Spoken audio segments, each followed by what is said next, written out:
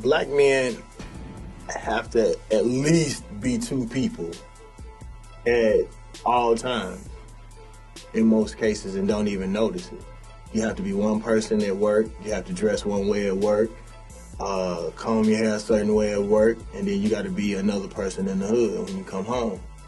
You actually have to be those two people for real, or you won't be able to survive on either side of the fence.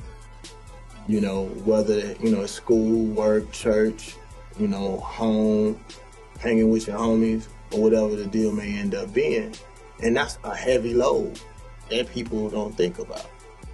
You know, you have a lot of people of other races, they are who they are every day, all day.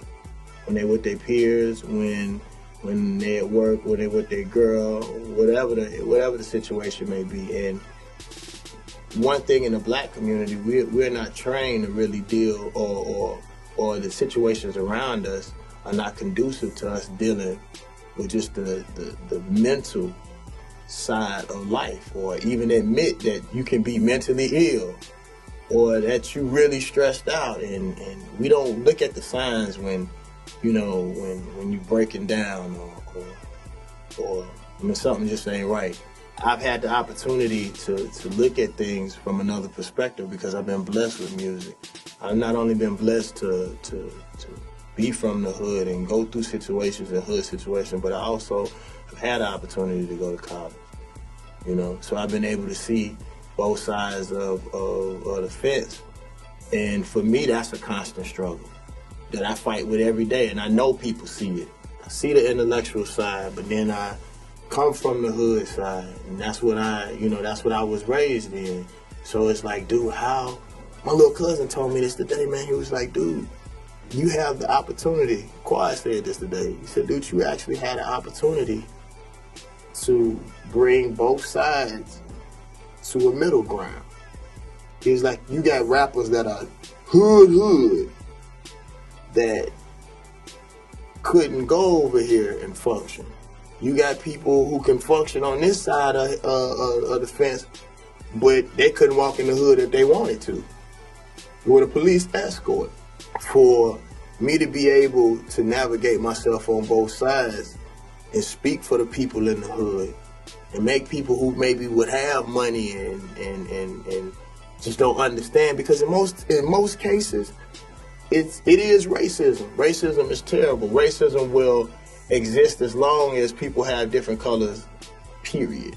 But also there's a side of it that people don't understand. If you got rich people who friends are racist, and the only side that they ever get to hear is their homie side, then they're gonna believe and act like that.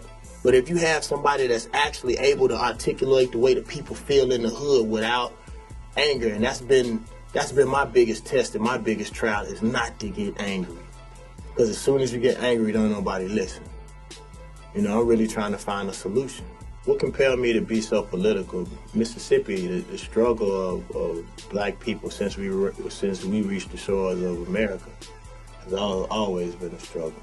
It's always been something that I've been interested in all my life. It's crazy. I learned more about Mississippi when I went to school in Louisiana. I learned more about Mississippi when I was in Maryland going to school. You know, just things that they don't tell you about.